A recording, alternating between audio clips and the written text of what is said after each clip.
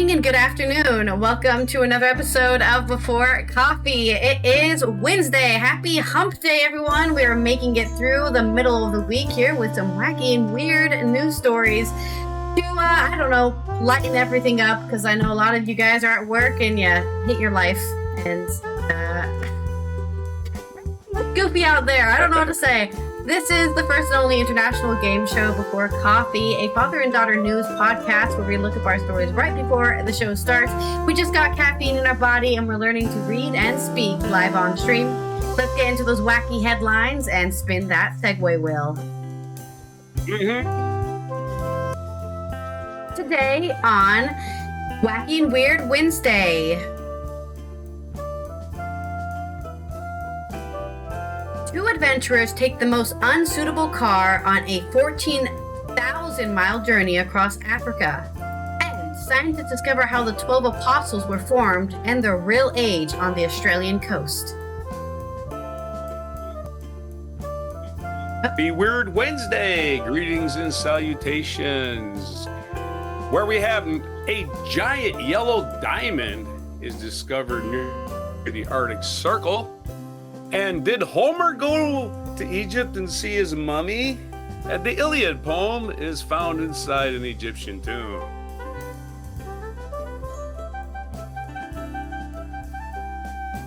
In more weird news, an experimental cafe is being run by AI and opened in Stockholm. Plus, the world's largest tiramisu record has been broken in London. Get those spoons out. And weird science, we have more advances in making shit easier to use. Magnet with near zero external. You won't even have to plug it in, I swear. And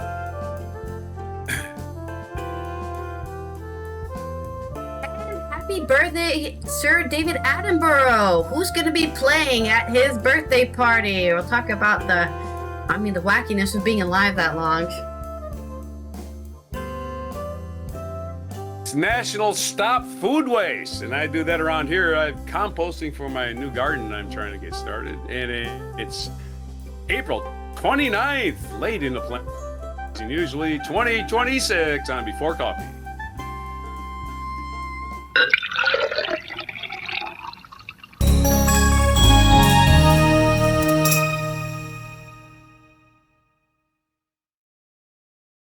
I'm going to plant everything. Yeah, I find a lot of people do end up having journals for that kind of stuff so they don't get confused. Because there's so much you're doing and it takes a while for plants to grow. So you can't just be sitting there. Of course, that's why people put stakes in the ground with signs. I think you even do that in video games. Well, I've got a raised garden. I'm going to have 6 rows here in the backyard where it's on that hill in the backyard where no walnuts, they get buried there. But if I dig I've dug a bunch of rows. I haven't come up with one walnut yet. I'm burying them there. I think the soil's too hard. So I'm just digging. It's a lot of clay. So I'm just taking the post hole digger and digging my furrows that way, right? Instead of just trying to get a rototiller and do all that heavy ass work. Nah, I ain't doing that. I'm just gonna plant neat rows and then pull the weeds up. I ain't got no money. So I'm doing that. I had money to buy dirt. I bought some dirt. Dirt's cheap. It's dirt cheap. Yeah. I made that joke 40 times when I was buying it. Anyway. Let's roll our first segue for our first weird and wacky stories today. It is going to be... So I'm Roger the Strubber. I'm going to reach a shrubbery. Da-da-da. Hypothetical is your first segue. Okay, let's have it. What do we get? Hypo. And we're going to be looking at my audio being weird. I found a pen. We're going to be looking at some news coming out of... Where's the news coming out of? That's a great question. Coming out of Africa. Berlin. This is coming out of Cape Town, South Africa, specifically, by Gerald Imre on AP News. Englishman Ollie Jenks remembers when his friend first pitched the idea to him.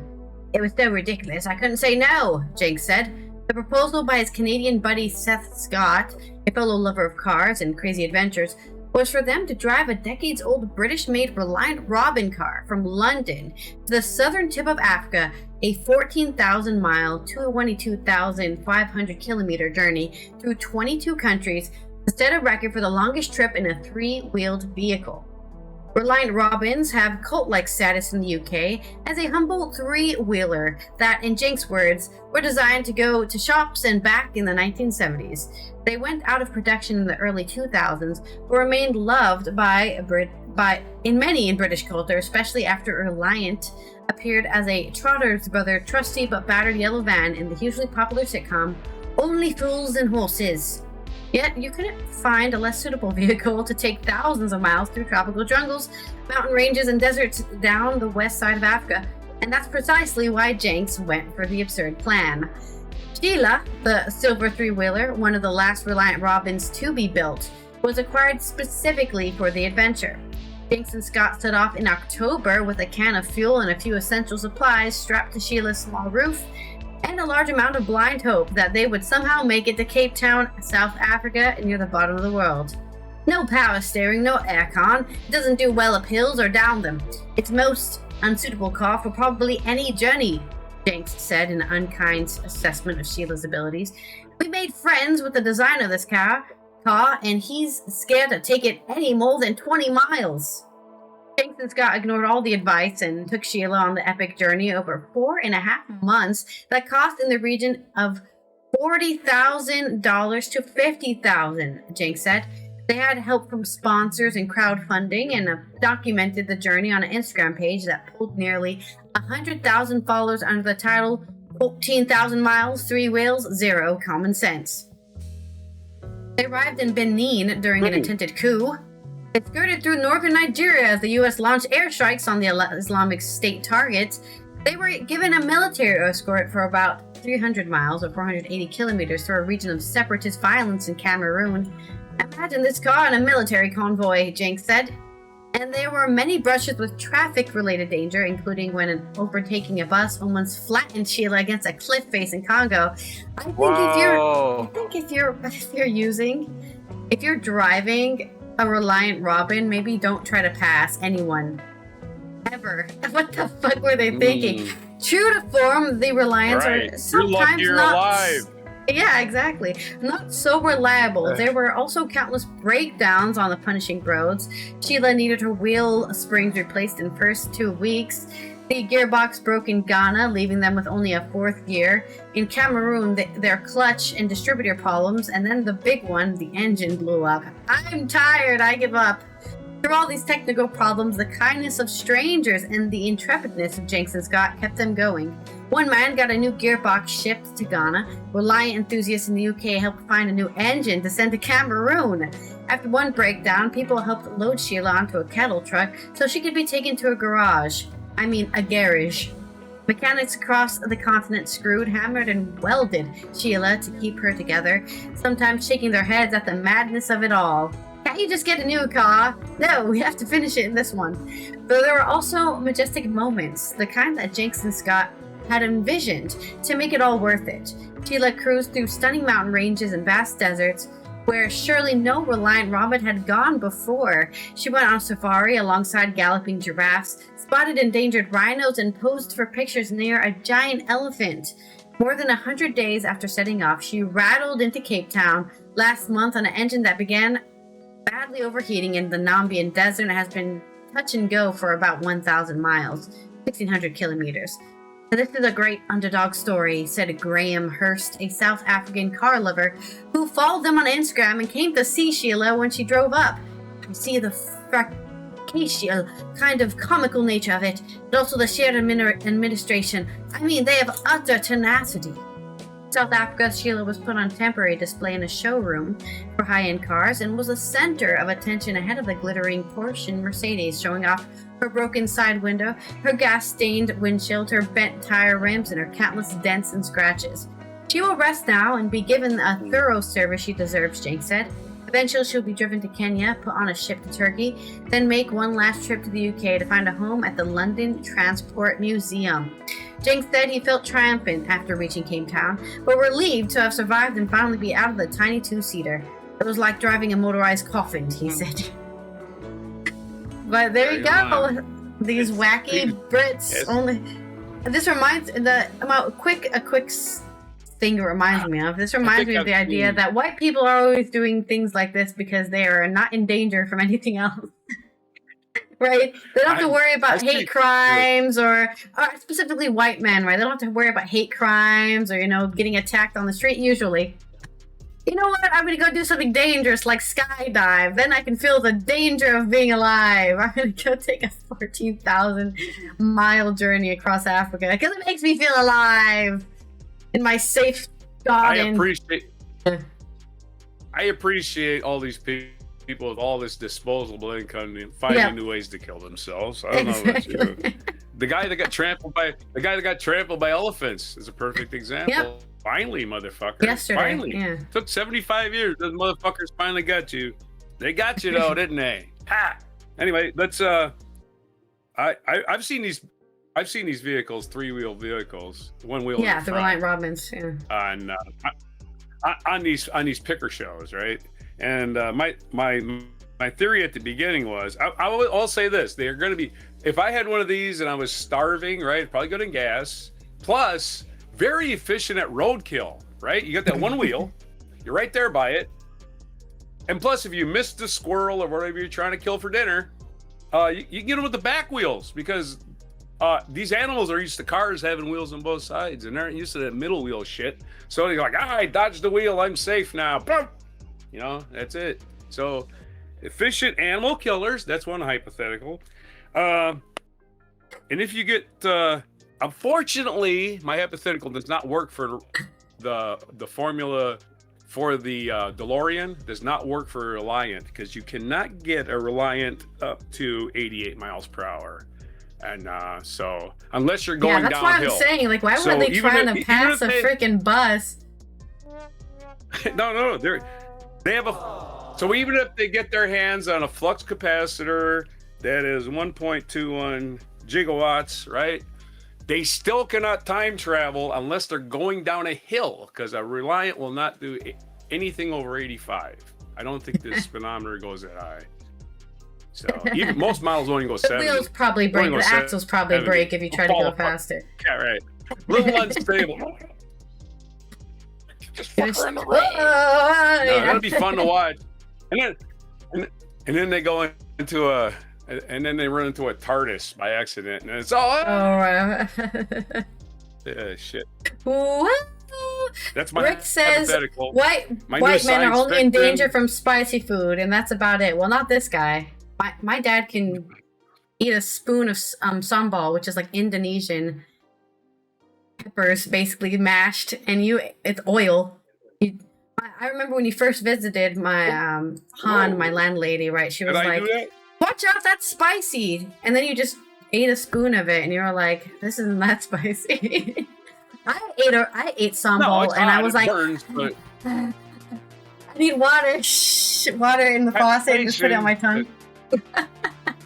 I don't consider it capsaicin, which is that chemical. I don't consider it. I don't. It's on your mind, actually. I consider it. I consider it pleasurable. It triggers my pleasure centers. That's what it is. Confirmed sadist or masochist. Is in my brain, waiting for that capsaicin rush all the time. Yeah. So again, give it to me. It is actually on your brain because it's a chemical reaction, right? So it's not like physically tricking you into thinking you're burning your tongue, but you're not. Chemical reaction. Believe me, I'm planting nothing. I'm planting all the hot peppers I can. And by the way, capsaicin will keep away a lot of pests from your garden. I found out. For sure, yeah. It's found most in cayenne peppers, commonly, I should say, most commonly. The thing you can buy over the shelf that isn't really expensive, and you just put it in with some. You can just spray all your garden. Squirrels won't go near your garden, and if you're growing peppers, it's even better because it gets away. Right, that pepper things, it keeps away all the weeds. Yeah. Anyway, that's why I like not monocropping. I guess we got another story. Also, good morning, Alex. Thank you for stopping by.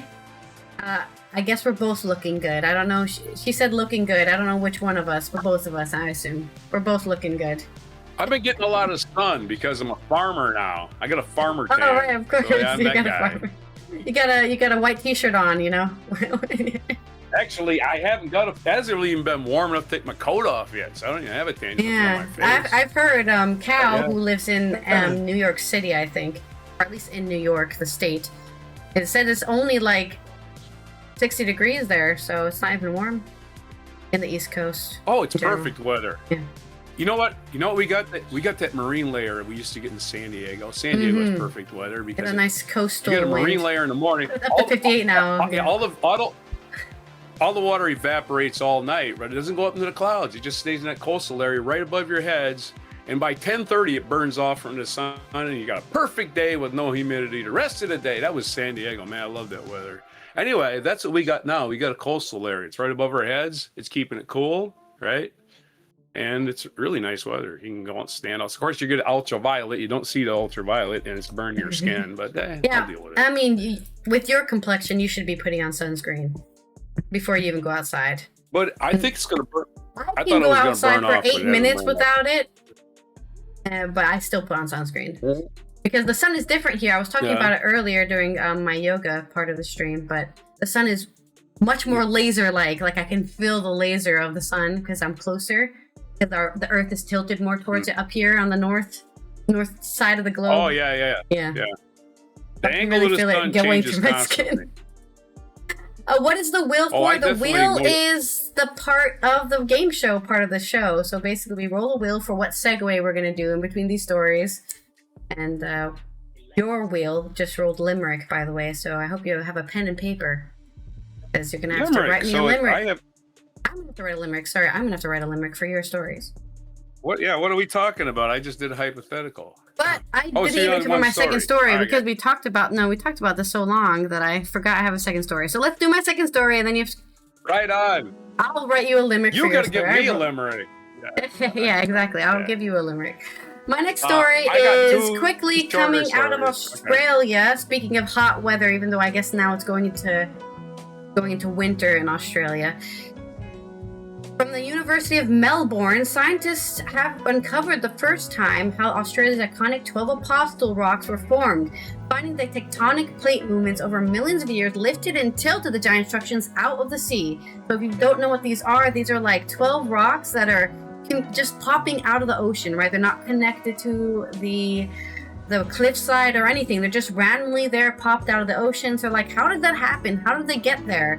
And it was from a lot of tectonic plate movement. Until now, the evolution of the 12 Apostles had not been well known. University of Melbourne lead researcher, Associate Professor Stephen Gallagher from the School of Geography, Earth and Atmospheric Sciences, said the tectonic event helped shape the Apostles into being one of the world's best preserved and accessible records of ancient climates and sea levels. Much like I can't do an Australian accent, so much like the environment time capsule, each layer of these gigantic structures preserved information about Earth's climate, tectonic activity, plants, and animals over millions of years, including a key time about 13.8 million years ago when the climate was much warmer than it was today. Associate Professor Gallagher explained. He continued, "We are using this window back in time to understand where temperatures and sea levels might be headed," I'm going into a southern accent, "in our current path of climate change. With only 8 of the 12 apostles remaining, we need to study and learn from them while we can." Oh, so 8 of them, only 8 are left. Oh, that's sad. Like tree rings, the layers have provided scientists with a clear idea of the apostles' age than ever before. Researchers say they're actually younger than previously understood, well, at least in rock years. Earlier preliminary research indicated ancient limestone layers range between 7 to 15 million years old, but we discovered microscopic fossils that actually accurately dated the layers to 8.6 to 14 million years old. So, 1 or 2 years off there, million years off, Associate Professor Gallagher said. The landmark study was published in the Australian Journal of Earth Scientists. So if you want to read the whole thing about rocks, if you just have a little geologist hobby, Australian Journal of Earth and Sciences.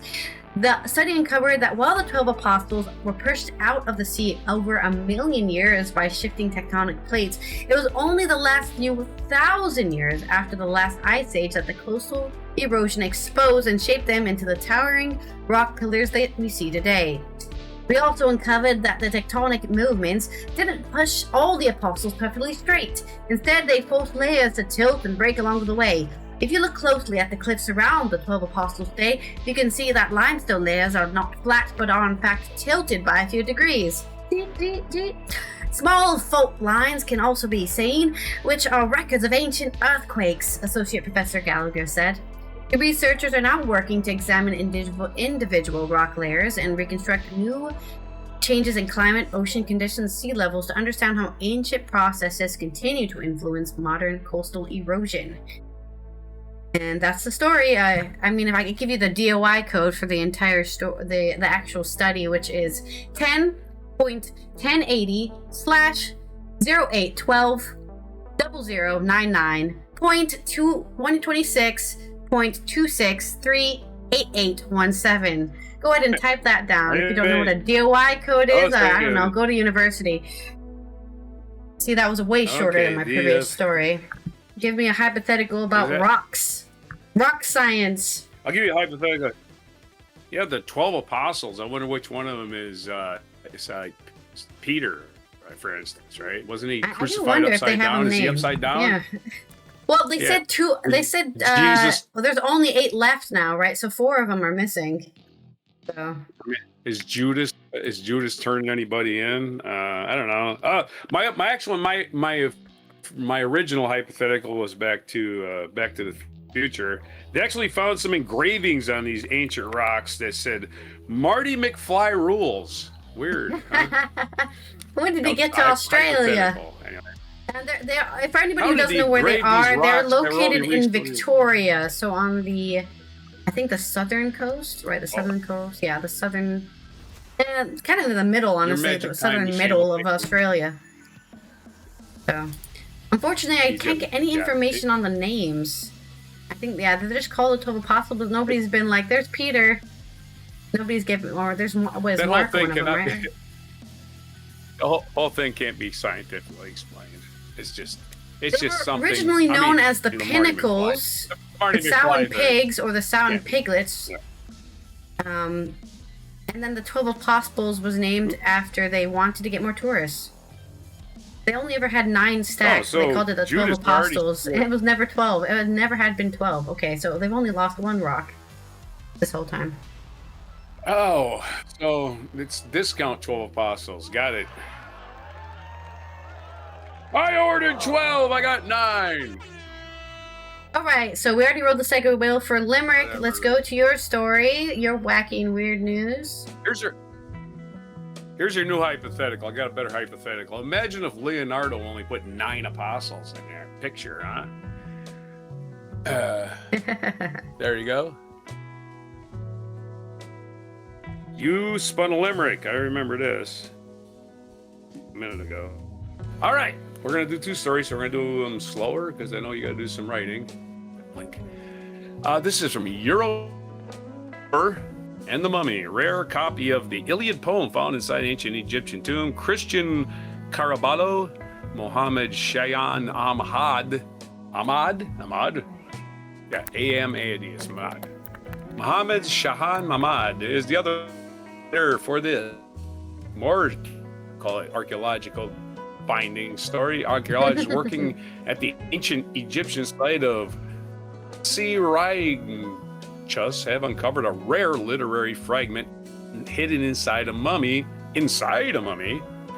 revealing verses from the famous Iliad by the Greek poet. Hump's unexpected funerary context. The find, announced by Sharif Fateh, Egypt's Ministry of Antiquities, was at Al Banasa, around 190 kilometers south of Cairo. My mummy lives in Cairo. That should be a song. During the joint mission led by the University of Barcelona and the Institute of East, discovery place in Tomb 6-5, a hypogeum, which, despite having been loaded in antiquity, preserved a remarkable collection of funerary materials. Dr. Pons Malado, directors of the project, bandages decorated with geometric motifs and colors, as well as polychrome wooden sarcophagi, and a small batch of metal objects. 3 thin sheets of gold and a piece of copper. Such items formed part of a burial trousseau typical of the Greco-Roman, intended to guide the deceased into the afterlife. Professor Hassan, emir of Cairo University, said the tomb, that tomb 65, despite its structural deterioration and the looting it has suffered, made it possible to reconstruct the fast process of fusion between Egyptian funerary traditions and the influence from the Hellenistic Roman Mediterranean. Hellenistic, does that have to do with Helen of Troy? I'm not sure. Could be. I don't know how historians classify these. Archaeologists, or any of them for that matter. The most striking find came from within one of the mummy's fragment of papyrus, ancient writing material, papyrus, that's what they used to use instead of, wood paper, preserving lines from Book 2 of the Iliad, specifically the catalog of ships, a long passage listing the Greek forces that sailed to Troy. So it was the Helen of Troy period. I surmised correctly. While papyrus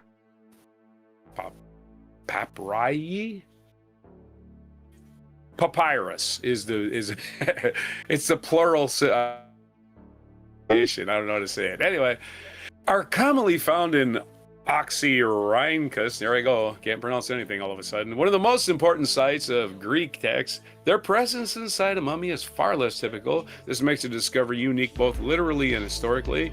Experts suggest the fragment was likely used as part of the mummy's wrappings or cartonnage, a common practice in antiquity where discarded texts were repurposed in burial preparation rather than placed for symbolic meaning. Oh, it could have been just like you putting the newspapers in the birdcage. Same kind of thing. That's kind of interesting.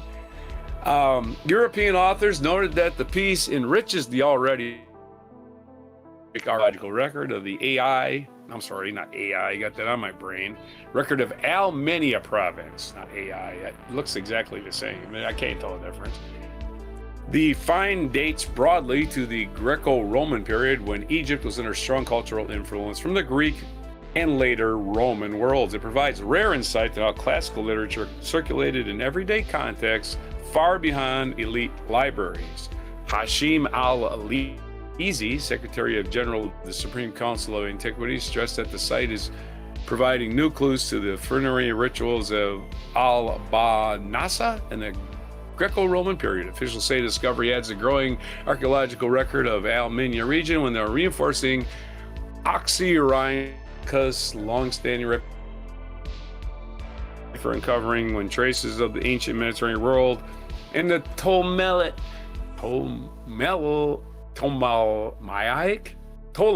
that reign and the empirical periods. So there's your fun little story about the mummy being wrapped in newspapers that are actually the Iliad. So I'm thinking somebody sacked the library and there's a lot of left over because there was an ancient library in Alexandria, Virginia that was destroyed at some point, right? Alexandria, Virginia. Alexandria, Egypt. Sorry. Virginia too, for that matter. I don't even know. There's a lot of Alexandrias around this world. Alexandria. Yikes! That's my story. Let's have a limerick. No, there was Alexander the Great, right? Had built, or the Greeks had built a giant library in Alexandria, and it was destroyed at some point. I just don't know. I know. But I'm just like, I have to add your mess up there to my freaking limerick now. The Greeks tilting for it. To me, it's just like you're making a float for the parade, and you need some newspaper. Here's some newspaper. I got 50 copies of the Iliad. Take that one. You know. Limerick time. Okay. In a cave where the shadows reside, a poem of Homer was found, tucked inside. Not in Alexandria, but in lands far away, where the echoes of verses abide. I cheated a little there. Away, Alexandria. I can't believe you said it, Virginia. Next story. Homer, when would you... Hey, I did not know they knew about the New World back there in ancient Greece time. How old I am in dog years. Did you know actually that the Mediterranean used to be an actual sea? It only recently got closed up by Gibraltar. Before it was an actual open sea. So people, I think, did try to leave. Isn't there a canal? Yeah, no. Yeah, there's no canal there.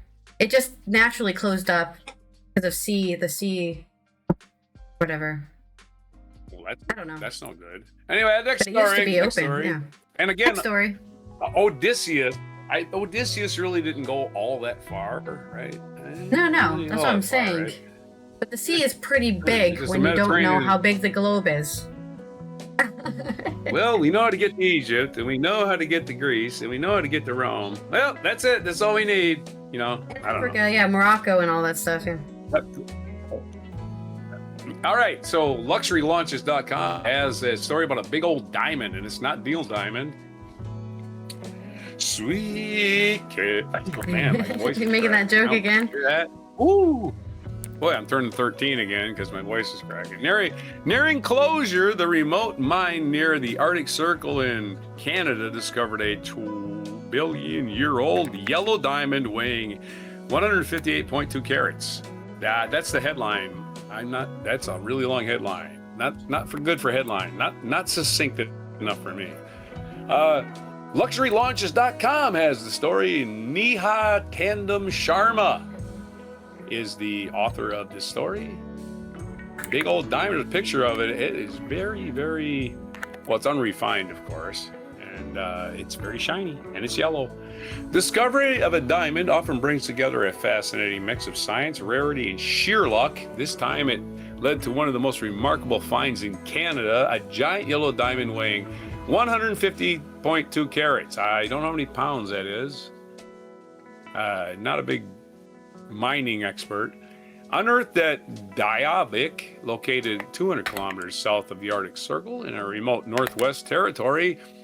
It is among the largest yellow diamonds ever discovered in the country. In fact, it is one of only 5 yellow diamonds over 100 carats ever found in Canada, placing it in an exceptionally rare category. It has been 8 years since the discovery of this magnitude, and the last major finding back in 2018, 552 carat yellow diamond. That's 4 times as big. Almost 4 times, 3.5 anyway. One of the biggest ever uncovered in North America made headlines. And I think this is a picture. It's the same diamond, it looks like. Yeah, it's the same picture. There can't be two that look exactly the same. What makes the gem even more extraordinary is its origin. Formed roughly 2 billion years ago, it stands as a testament to nature's slow and meticulous craftsmanship. While the Diavik is best known for its high-quality white diamonds, yellow diamonds remain exceptionally rare, accounting for less than 1% of total production. That makes the discovery not just significant, but truly exceptional. And here's a picture of the Diavik site from the air, and oh my, that is a remote, snow-covered hole in the ground. Oh, how deep it is. It's like a conical hole in the ground, as if you're looking at a big drill bit and you're just digging like a conical shape all the way down. That's what it looks like. And nothing but snow, flatness and snow all around. There's two holes and maybe some smaller holes in the background. They're a digging. Diavik Diamond Mines Chief Operating Officer Matt Breen Matt Breen summed up it perfectly, saying, Matt Breen rhymes with a lot of stuff. Anyway, the 2-billion-year-old natural Canadian diamond is a miracle of nature and testament. Where'd my story go? Oh, I accidentally clicked on the picture. Woo! Scrolling hazard there. Where did I go? 2-billion-year-old diamond, natural Canadian diamond. 2-billion-year-old diamond is a miracle of nature, testament to the skill and fortitude of all the men and women who work in Diavic's challenging subarctic environment. Reported Rio Tinto is probably a publication. The timing of the discovery adds another layer of significance. The Diavic mine officially ceased production on March 24th, 2026. Making this 158-carat stone with the final treasures unearthed before closure. Well, how do you close a mine? It's just a big open pit. You fill it in? I guess I fill it in.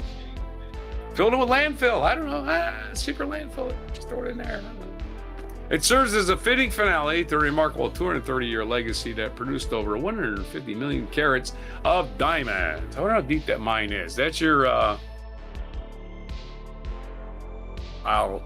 hopefully I'll figure out how much 158 carat means, and I think it means something in diamonds are denser or something. I'm not even sure. I have no idea how they measure them.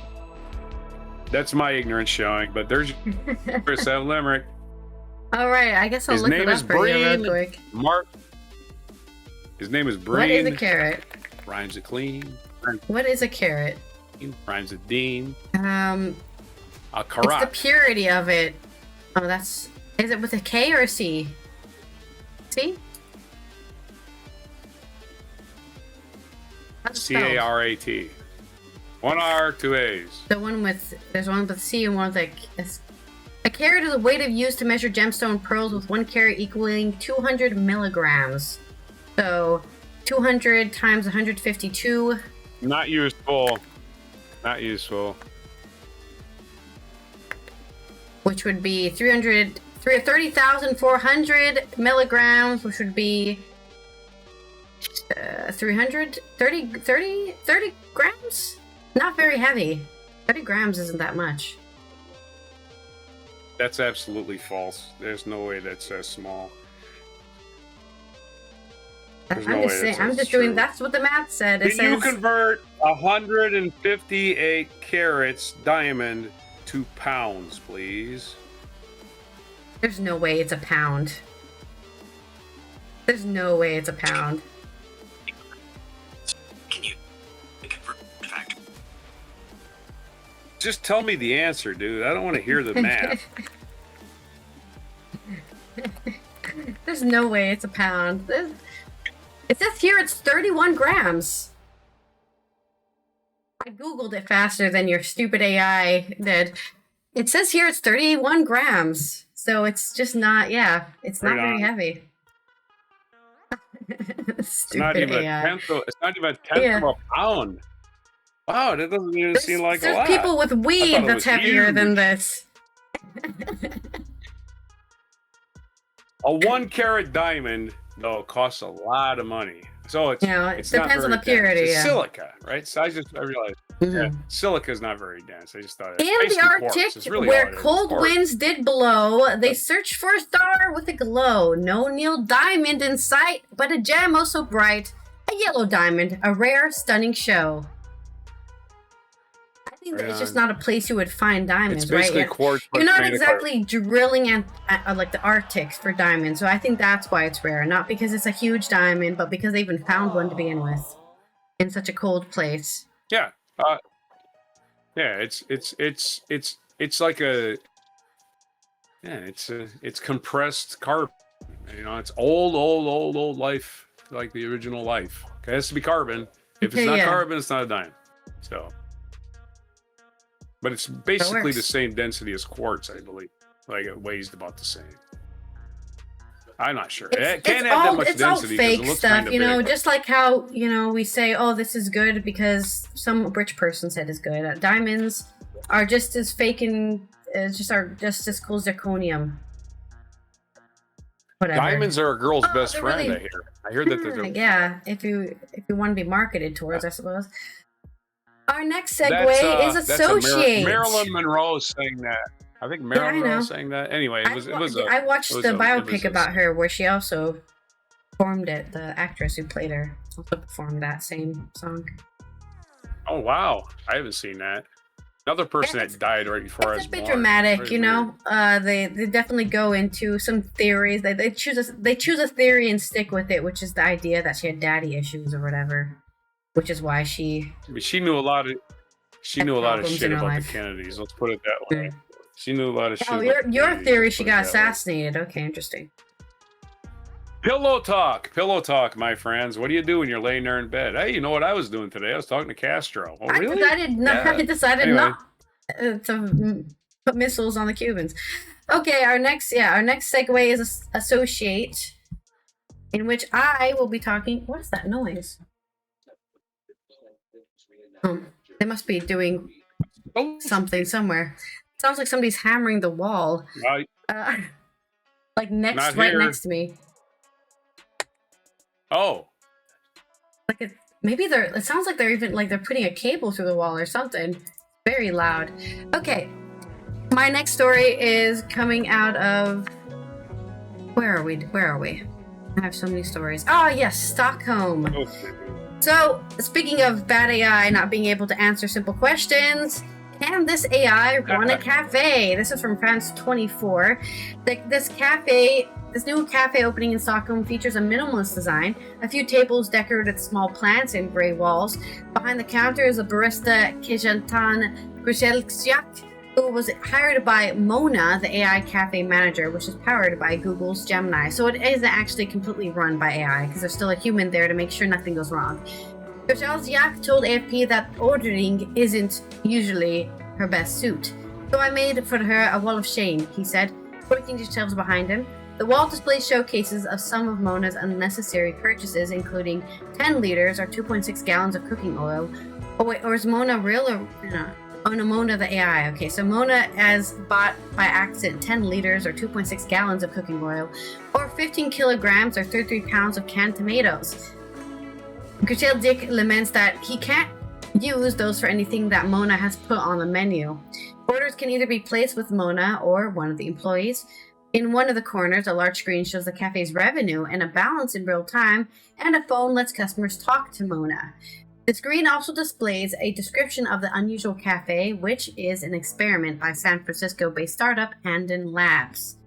We think that AI will be a big part of society and the job market in the future. It already is, sadly, for everyone.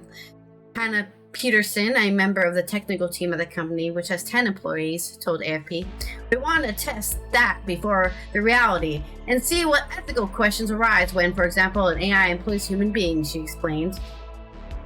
Once the premises were found, the lease alongside with some starting capital was handed to the AI with a simple mission: run the cafe profitably all by yourself. So it's the manager. She's the manager who's making all the decisions. Mona quickly got to work, requested the necessary permits, created the menu, found suppliers, and handled daily restocking. The AI also realized, this isn't so bad. It sucks to get fired by an AI, you know? But I would much rather, I think, an AI be the manager than like the low-level workers. Because they can just calculate the numbers way faster than a human, right? And looking at it, less plans for corruption, you know? Like you're not sneak, you know, right. I'm giving myself a bonus so I can buy a yacht next summer. You know, AI doesn't need a yacht, so won't be doing that. As AI realized the person was needed to make the coffee and ended up hiring 2 people. It's like, I can't make coffee without arms. I need human beings. She posted job listings on Indeed and LinkedIn and held phone interviews and then made hiring decisions, Peterson said. When he saw the ad, Grzelczyk first thought it was a joke, especially since it had been posted on April 1st. But after a 30-minute interview with AI, he got the job. The salary he receives is good, but his right to disconnect from work is not respected at all, the barista remarked. "Hello, you need to be making coffee right now at 3 a.m. I have to sleep, Mona. I can't be at work all day. The salary Mona sends him messages at all hours at night, does not remember his holiday requests, and regularly asks him to cover purchases out of his own pocket. I think Mona needs to download worker rights laws for Sweden. Oh, right. Yeah, He has a right to paid vacation. It's Sweden. Mona sends him... Oh, sorry. Examining such issues are part of the experiment, Peterson noted. Oh. Mona also sends him messages and asks him to cover purchases out of his own pocket. That is a huge no-no. What salary did she decide on? What other benefits did she decide on? I think she did a great job. She gives a good salary. If she hadn't, we would have stepped in, they said. Oh yeah, I mean, that would be breaking workers' laws, I think, and if they didn't. The cafe has only been open for a week so far, but already draws between 50 and 80 curious customers a day, which is expected, right? You have a curiosity, people are going to come and check it out, but let's see how its staying power actually lasts for a year. Irshad Rizal, a 27-year-old AI researcher, came by to enjoy a beverage with a friend. You hear so much about AI and about to take our jobs, but what does that look like? Rizal told AFP. I hope more people interact with Mona and think about the actual risks of having an AI manager. Like if someone gets injured, how would Mona react to that? Well, let's not hit anybody on the side of the head to find out, shall we? I don't know.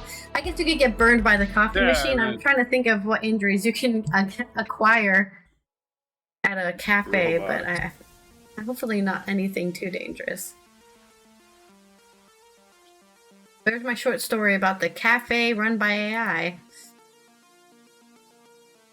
Right. I associate this as with the this happened years ago already, where you go to a restaurant and you have a server, somebody that's nominally getting paid by the restaurant to be there and come and take your order. But hey, look, I got a little touch screen. I can make my order from there, and I don't even need a person to talk to, right? And they just bring my food and leave.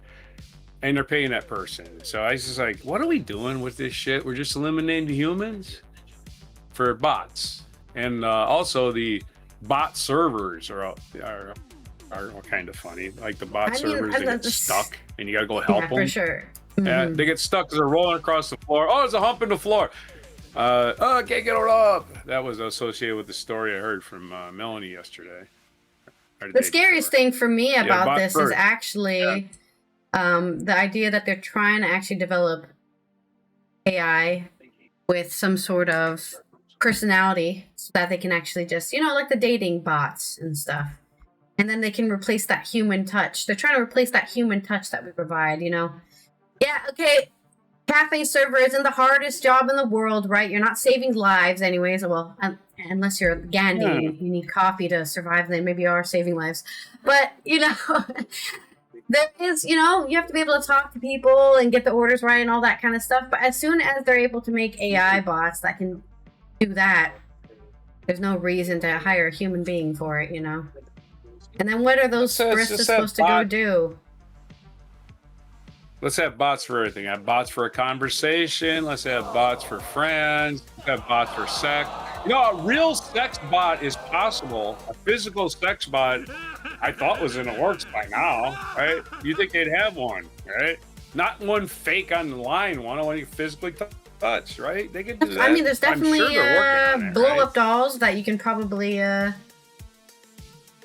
No, I mean attach your Alexa to. No, I mean you can. I'm sure there's a programmer out there who can put sensors all over a blow-up doll, right? And then they can just I'm not talking about ChatGPT to react to those sensations. Yeah, I'm not talking about some homemade bullshit. I'm talking about some fucking androids that are made. They're high quality. China supposedly made one, but I don't know how real that story was. Look, we've already got self-driving cars and self-bots. I was promised. We already got. We already got bots and we already got self-driving cars. All I'm asking for is the sex bot is the next advance, because all advances in all technology have come to our debauchery level, right? The internet was invented 15 minutes later. There was 8 million porn sites. Immediately. That's what happened. All right, that's my associate. That's my associate with all of it. I could go on. Is coming from out of London, where they've made the longest tiramisu ever. Or the new record has been broken. There was a previous record and they've broken the new record. This is from Nikki Schiller from Chelsea Town Hall and Jess Warren from London on the BBC. The record for the world's longest tiramisu has been broken in London. 100 Italian chefs gathered at Chelsea Town Hall on the Saturday and Sunday, which would have been, what was that, the 28th and the 29th? No, today's the 29th. 27th was Monday. 25th and 26th of April, to whip up a tiramisu long enough to topple the previous record set by Milanese Galbiani in Milan, which stood at 273.5 meters or 897 feet of tiramisu. As per Guinness World Record rules, the record-breaking tiramisu was made and assembled live on site and used about 150,000 ladyfingers biscuits and 20,000 eggs. Chickens were working overtime. The record was broken with a dessert measuring 440.6 meters or 1,445 feet. Mirko Risi, the man behind the London record attempt, originally held a record in 2017 in Italy, but another Italian team broke it in 2019. Risi said that the tiramisu was the most incredible dessert that Italy has exported, and said that chefs decided to hold the attempt in the UK rather than Italy as a way to say thank you to the United Kingdom. For what? What did the United Kingdom do for Italy? I don't know this history. What secret history do they have together? They had that the giant pudding was in honor of the king and the royal family, and it was finished with a golden crown on top.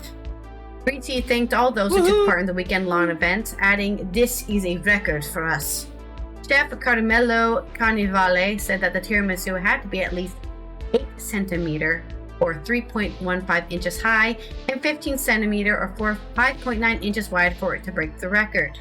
That's what made a good tiramisu, Carnivale said.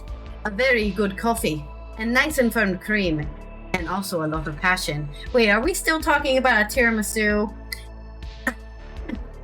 So there you go. Biggest tiramisu. It's just a giant table of tiramisu. And I really hope they're feeding that to London. The homeless of London, because if anybody knows anything about London, there's a lot of homeless people there. Houseless people. Unhoused people. I'm looking at the history between Italy and the UK. Maybe he was talking about his preference for a sex bot, right? He's talking about his preference for a sex bot. That's what exactly. That's my associate, even though you didn't end the story. No, that's the end of the story. Oh, okay. That's it. I have nothing else to talk about. Good timing. I want mark today down. I had good timing. That on your calendar. April 29th. Roger had good timing with his mouth for a change. Okay, so next spin, I guess. Yeah, sorry. I was just quickly browsing the Wikipedia page for what the hell they're talking about for like UK and Italian cooperation. But they had a thing when Italy unified, but they have nothing like after Mussolini, right? I guess they helped him out by helping them set up a social republic. Yeah, Mussolini visited Italy in 61, 80, 2014. Fascist, right? Yeah. Rishi Sunak has a good relationship with Maloney. But yeah, I don't see anything specifically where it was like, yeah, Italian and UK, we do this together. Yeah. They have a trade agreement specifically with Italy after Brexit, and there's nothing here that reaches out to me as like some sort of big Italian UK relationship. But good for them, I guess. And their Henry tiramisu. VIII severed relations with Rome in 15 something. So yeah, maybe it's that. I have no idea. I have no idea. I don't think they're including Rome, Rome with that. I think it's about more recent history. Is. They're in good graces right now. So here's some tiramisu, I guess. Yeah, Maybe it's some food related thing, right? Hey, England, they got no good. They got the go good the food. They buy all the tiramisu and all of the tiramisu they import. Thank you, the UK, for buying all our tiramisu. I don't know. Anyways, our next segue is mixed metaphor for your stories, please, so we can start talking about this mystery. Yeah, mystery of all mysteries. They made their pizza pie mystery explode. I'm totally being weird. And what did you spin? Crap. Mixed metaphor. What did you spin? Mixing the metaphors. We got one story. So, magnet with zero external field could reshape the future of electronics. From Technical University of Denmark. Phys.org has the story. So some professors and so forth and engineers in Denmark. There's an illustration of the chemical structure of a new material called Cr pyrazine. Chromium atoms are connected in a regular three-dimensional network by organic pyrazine molecules, including nitrogen and carbon. The structure repeats uniformly in all directions, forming a symmetric crystalline lattice. If you know what lattice is, kind of an interlacing of things that connect and go completely around. Mm-hmm. The regular and uniform structure underpins the stability and consistency of the material's magnetic properties throughout the crystal. Okay, so underpins is one of them words I'm not exactly sure the meaning of. But we'll get down past the technical because I just want to read the story. That was the technical jargon. Hopefully we're doing that. An international research team led by DTU has developed a new magnetic material that features a stable internal magnetic structure, almost no external magnetic field, and retains those properties above room temperature. These characteristics may be important for future generations of electronic technologies. For example, in fields where magnetic properties are used instead of electrical charge to process information, so-called spintronics. Results have been published in the Journal of Nature Chemistry. Very technical. Go find there and read it. Maybe there's a pay window, so I'm not going to click on it. The material belongs to a rare class known as compensated ferrimagnets. In such materials, the magnetic movements inside the structure point in different directions. Internally, magnetism is very strong, but the magnetic moments almost cancel each other out. As a result, the material exhibits only a very weak external magnetic field. This sets it apart from conventional magnets, which generate unwanted magnetic interference or noise that makes them difficult to integrate into electric circuits. If you have any noise in your circuits, it's being caused by the stuff you're plugged into. Whatever you're plugged into is a lot of noise on it. It definitely has a 60 hertz. In the United States, there's a 60 hertz tone that has to be filtered out for all your electronics. Mm-hmm. But there's still a lot of noise that doesn't get filtered out. And if their filtering is bad, well, good luck. We now have material with very well ordered magnetic structure, but without the magnetic field usually cause problems in electronics. There's things called ferrites that go around your, there's just these circular magnets, right? They're kind of a magnetic field that goes around your AC power cables. They're used to filter out all that AC noise that doesn't get through. So ferrites is a great material to get rid of noise. Anyway, back to the story. We now have material with very well-ordered magnetic structure, but without the magnetic field that usually causes problems, like it says. Professors Steen Peterson from DTU Chemistry, who led the development of new material in collaboration with researchers from the DTU Chemistry, the European Synchronization Radiation Facility in France, the Institute of Low Langevin in France, the University of Copenhagen, the Jagiellonian University in Poland, and the University of Andres Bello in Chile. In today's electronic components, information is mainly carried by electrical charge. In spintronics, by contrast, information is carried by spin of electrons, which in principle can enable faster components and significantly lower energy consumption. I'm saying you can run your stuff on just a dynamo that's inside the equipment. That's what I'm saying. You can just almost a spinning, it's a coil and a spinning magnet. or a spinning coil and a magnet. Yeah, either way. One of the major challenges by the researchers behind the present search has been this need for magnetic materials that do not simultaneously disturb their surrounding. Magnetic materials are difficult to work with, pack many together. But when a material emits almost no magnetic field, it becomes possible in principle to place components much closer together without unwanted interference, said Peterson. This opens an entirely new level of control. When magnetism is embedded in molecular material, we can use chemistry to tune both magnetic and electronic properties. The new material is built as metal organic network in which metallic centers are connected by organic materials. This metallic structure makes it possible to design and adjust the material's properties chemically. This approach differs from the metal alloys and oxides that currently dominate magnetic electronics. Metal organic network. It's doesn't really go into detail, but that's probably a good thing. More specifically, the material consists of chromium atoms linked by the organic molecule pyrazine, which is well suited for bringing metal atoms together. In this case, the pyrazine occurs as a radical and one unpaired electron, allowing it to contribute directly to the material's magnetism. Experiments show that the near-perfect magnetism compensation remains stable over a wide temperature range and persists well above room temperature. Let's talk about actual temperature instead of saying that.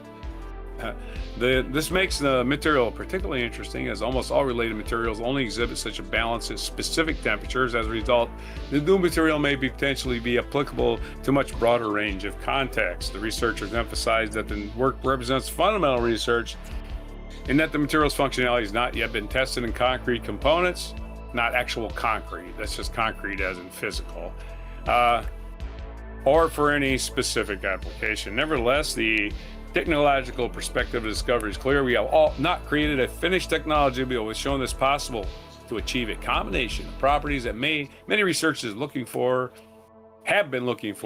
many years. Next step will be investigate whether the material can be chemically turned towards properties like electrical conductivity, or whether it can be fabricated as thin films suitable for integration in electronic components. And there is a bunch of citations at the bottom I'm not going to read. So that's your story. Pick your metaphors about dynamos inside your electronics. You plug them in one time, charge them one time, and they're good for, I don't know, 7, 10, 15, 100 years. I'm just saying. I mean, this organic metal network is like a force of lightning trees, birthing new currents of electricity, like dances like fireflies in the night. Right, and you don't need a whole. Hold on a second, soundboard. Lightning trees and fireflies dancing in the night. That's my mixing of the metaphors. Right.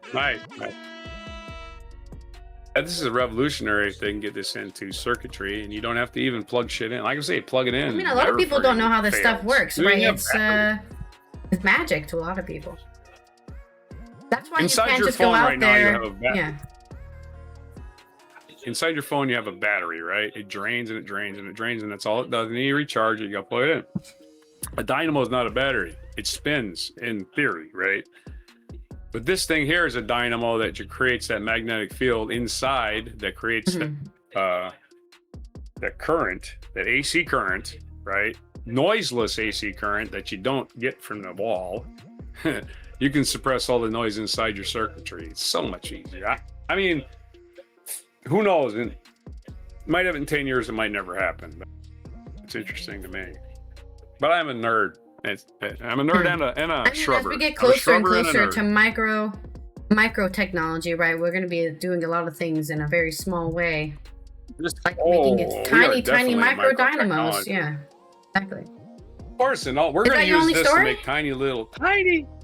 Yeah, it was long. The tiny little dynamos. You know what they're going to be used for? Little tiny drones to spy on us all. That's what they're going to be used for.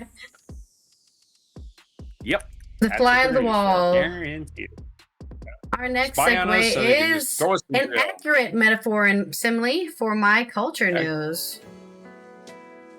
The story is coming out of the UK again because In our wacky and weird news, people are living to 100, and even famous people like David Attenborough are living to be 100, and he's having a birthday party to celebrate.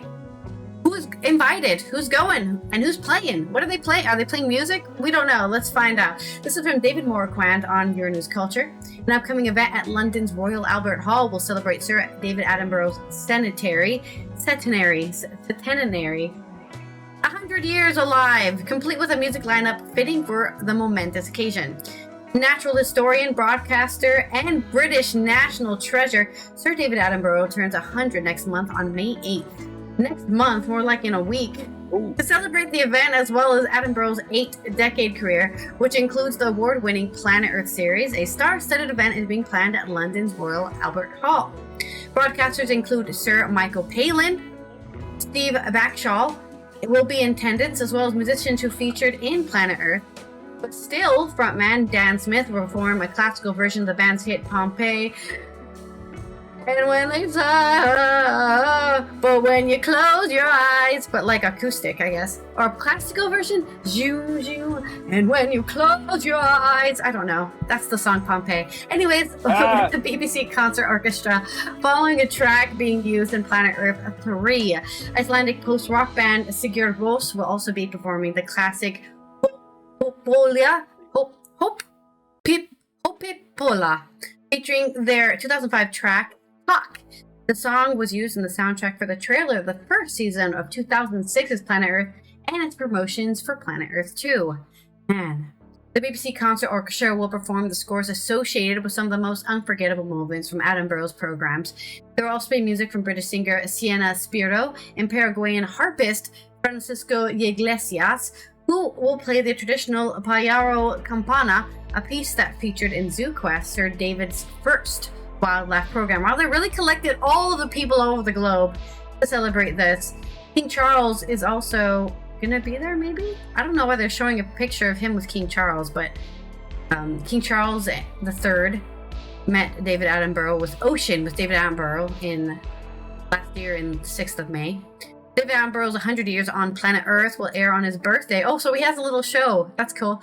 On BBC One and iPlayer, the BBC will also air 2 other shows to mark Attenborough's centenary, Making Life on Earth, Attenborough's Greatest Adventure, and Secret Garden, a new 5-episode show that explores the hidden stories within British Garden, which we actually talked about this show a couple years back, I think on a Good Tuesday Newsday, about the secret of Britain's gardens and offering new insight and how the public can contribute to saving a struggling species.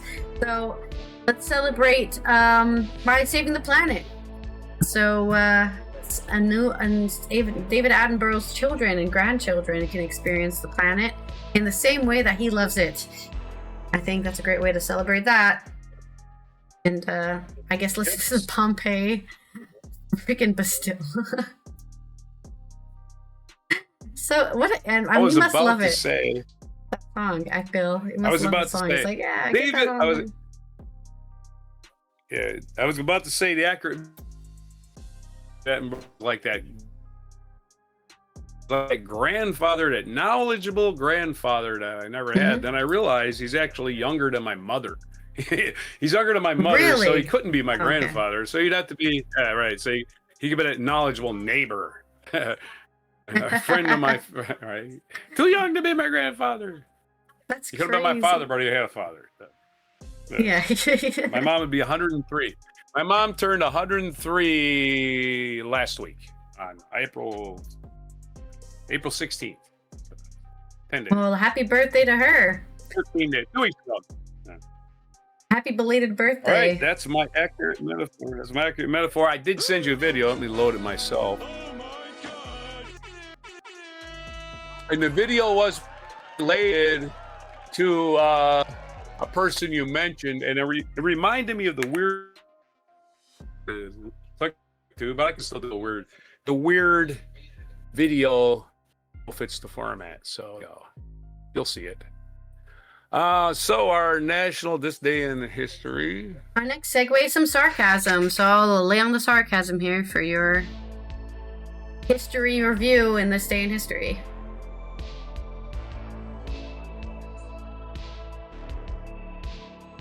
Was still strolling. Scrolling. I was strolling and scrolling. Strolling and scrolling.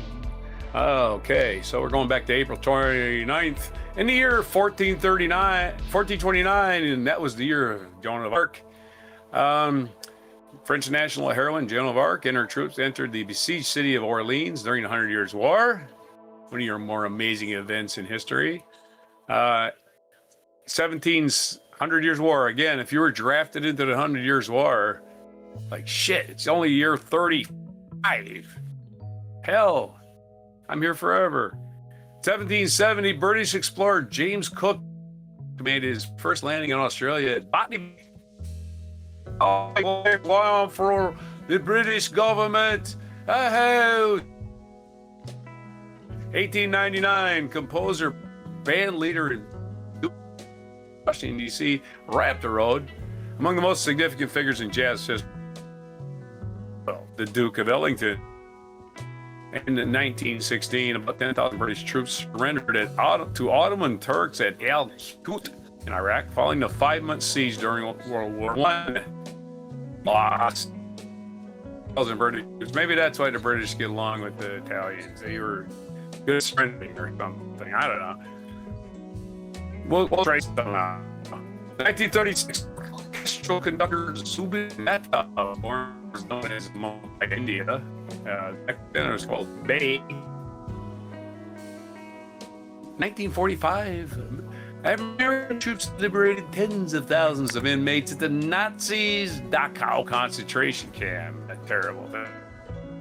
Recall the Dachau prison camp was very just the people that night it was happening. 1954, Jerry Seinfeld, the television show was Jerry Seinfeld is. What is the deal with Jerry Seinfeld? He doesn't seem like he gets any older. He's turning 72 today. He looks old. He can't be a day over 69. I don't know. That's my worst day, Jerry Seinfeld impersonation. I won't do him again, I promise. 1991. Tropical cyclone struck Bangladesh, killing an estimated 140,000 people and causing 10 million to lose their homes. It remains one of the deadliest cyclones ever recorded. Holy crap! That's a lot of people. Where do you go? You just die, basically. 1992, riots began in Los Angeles in response to the acquittal of 4 white police officers who had beaten the hell out of Rodney King on a video, a black man who had been stopped for speeding. In March of 1991, in the Rodney King riot, famously quoted, "Can't we all just get along?" And of course, Rodney King got a big settlement and he died prematurely. He was beaten. I'm sure he suffered the rest of his life for all that. He was hit a lot of times. In 2011, Prince William of Wales Prince William in Wales, second in line to the British throne, married his longtime girlfriend Catherine Middleton in a lavish ceremony broadcast to millions of television viewers. There you go. She was the Middleton. Yeah, he settled on the Middleton, not the Upperton, not the Lowerton, the Middleton. 2018 animated TV series The Simpsons aired it. I had this question the other day. How many has any show ever had 1,000 episodes? The Simpsons are closing in on it because the animated TV series The Simpsons aired its 636th episode, surpassing Gunsmoke, which was on for 20 years to become the longest running scripted primetime show in the United States. So The Simpsons, that was 8 years ago. So if it took them 20 years to get 600, I think we're closing in on 1,000. I'm just saying, that's got to be pretty cool. Well, The Simpsons 1,000, they're probably going to end it, right? Do 1,001 and then end it. Go to the future where Maggie's running the world. Future event, 1943, Operation Mincemeat reaches Spain on this day in 1943. Nobody expected the Spanish Inquisition. Yeah, nobody expected the Spanish Inquisition, but they obviously did not expect, didn't release small Francisco Franco didn't expect. On this day in 1943, a body was dropped into the ocean off the southern shore of Spain. It was a crucial moment in Operation Mincemeat. The intent of this covert action was to fool Nazi Germany into thinking the Allies weren't going to invade Sicily, which was exactly what they planned to do. The operation played out over the following weeks and proved to be a success. That was thanks in large part to a memo, most likely written British naval officer who had lifted the idea from a crime novel and after World War II was over, invented James Bond. And his name was Ian Fleming. So Ian Fleming currently wrote the memo that led to, hey, let's drop a dead guy, pretend he's a spy, put a bunch of fake papers on him. Brilliant! And that guy went on to write all the James Bond movies. He wasn't just sitting around playing with himself. He was thinking of some creative ways to fool people. Hirohito's birthday today. Not only is it David Attenborough's birthday coming up, by golly, it's a Hirohito, the Emperor of Japan, turning 125 today. Not a lot of people make it to that age. Oh wait, he didn't make it that far. He made it to 87.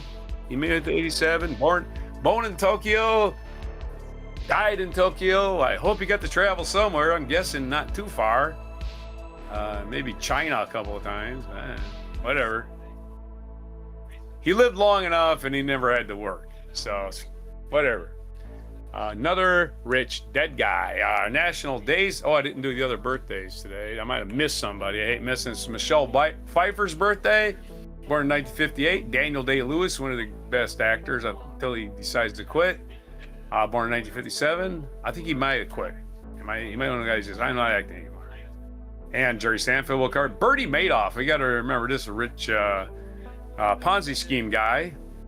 Born in 1938. And Willie. It's frickin' Willie Nelson's birthday. This should be the number one birthday we're talking about today. Willie! How old do you think Willie is today? Just give it a guess. Happy birthday, Willie! 87. Willie's still around. 93. Willie's 93 today. Happy He's birthday, even older Willie! Than I thought. Long live Willie Nelson. And that's all I got to say about that. What day is it today? It's going to be National Willie Nelson Day. That's what it should be. Of course, I believe Mr. Obama gave him a medal. Stop Food Waste Day is today. That's me. I'm going to be throwing all my compost into compost because I got gardens to take care of. National Peace Rose Day. I think we got those, man. They're orange in the middle and they're red on the. Interesting. Orange. We may have those, or that might just be sick red roses. National Zipper Day. National Shrimp Scampi Day. Anything with shrimp in it. Particularly, my favorite is ceviche. I love that stuff. Shrimp Scampi is today, so that's everything today. Not a whole lot of crap today. Those are your limericks, your mispronunciations, their technical glitches. I got to load a video while you talk, and that's everything for April 29th, 2026, and before Shrimp Scampi. And don't waste that food and keep your zipper shut. It's National Zipper Day. The clothes fastener. I tend to just not wear any clothes with zippers. Avoid that. Yeah, it's a lot easier than buttoning up my pants all the time. Wait a minute, it was Willie Nelson's birthday and you didn't tell me? As a Willie Nelson I didn't know until just now. You're a terrible. Well, it should have been a big Willie Nelson imitator. Britannica was too busy reporting on Bernie Madoff's birthday, or Fuck that guy. Yeah, right.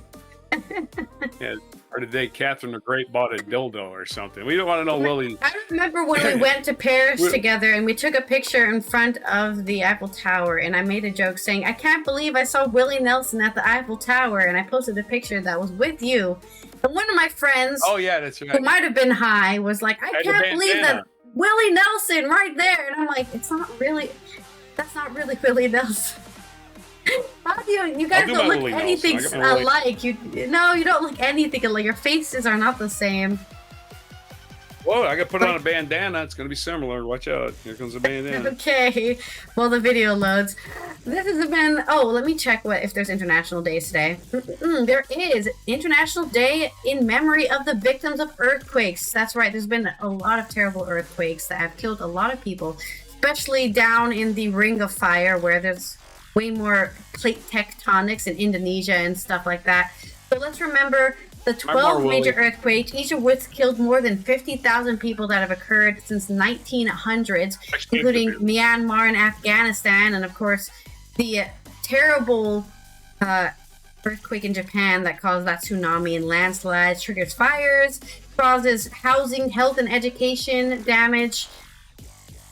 So let's strive forward to create more urban systems that are anti-earthquake, I guess, or earthquake resistant, I guess. Invest in resilience. It's also still Immunization Week, World Immunization Week. So continue getting those vaccines, everyone, and keep children and other people with chronic illnesses safe from disease by not getting it in the first place. All right, there you go. Willie Nelson here celebrate his birthday. And you don't look any like you just don't have the same he has more face wrinkles, He usually just has stubble. He doesn't have a whole beard. Yeah, just shaves it down to stubble. And he has it in, doesn't he usually have it in braids too? He usually has his hair braided. Yeah. I didn't have time to braid my ponytails, but I don't think I've ever seen you with a braid in my life. There used to be a girl in school a long time ago, and I had long hair. She used to sit behind me and braid my hair. I forget. Yeah, that's the girls do love doing that. That's true. As a girl myself. But this has been Allison. This has been Allison here from the Netherlands, and Roger from the East Coast of the US. So we finished another Wacky and Weird Wednesday. We'll be back tomorrow for our Thursday 13 list, in which we'll be covering this will kind of be like an update list, right? We're going to be covering all of the draft picks with the funny names that were actually chosen, right? Oh, yes. Yeah. We're updating. It's called the all-name list. To be more succinct, instead of over-explaining, the all-name list gets updated with where these players went, or if they went anywhere at all. One of them went back to college, never even came up. Oh darn, that's a shame. Such a cool name, and they didn't get picked for the draft. Yeah. Well, and you said to be up there and not be picked. The names are better than the talent in many cases. That's all the problem is. I knew some of these guys were not getting drafted. You just see where they're listed. Yeah. Page 9, But we'll talk about that more tomorrow. So make sure you subscribe to the For Coffee podcast channel. And so you know when we go live, post a video, turn those notifications on. Thank you everyone who's already following, already subscribed. And to our Patreon supporters, our Before Coffee supporters. And here is our mic drop moment. And now for something completely different. Take a look at Bonnie this, Python, a revealing Michael statue Palin, of the late Monty Python star Terry Jones, which has been unveiled in his hometown of Colwyn Bay in North Wales. It depicts him as the nude organist, a recurring character he played in the show. Mr. Jones died in 2020 at the age of 77 from a rare form of dementia. Matthew Richards reports. Unveiled in every sense of the word. Terry Jones in his birthday suit. The man behind Monty Python's nude organist was born in Colwyn Bay, and it remained close to his heart until his death 6 years ago. Nice. A campaign launched by his family and fellow Pythons raised more than £120,000 for the sculpture. Friends and former colleagues say it's an appropriately silly tribute.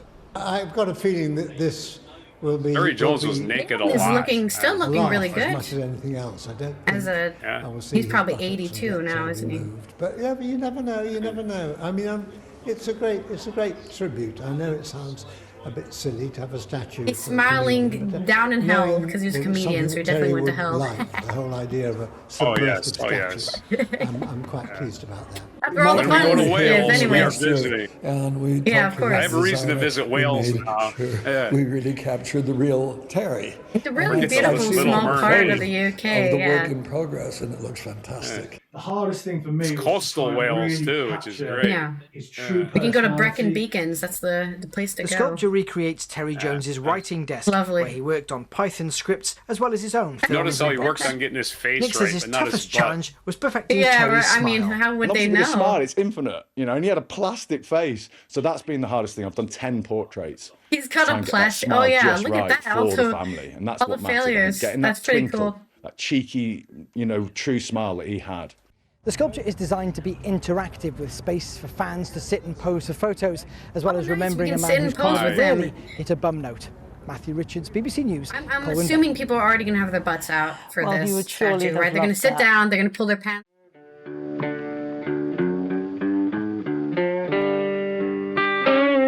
Be sure to hit the like, subscribe, and notify buttons, and follow our other channels, Toxic Alley, History of Gravy, and Scratchy Old Records.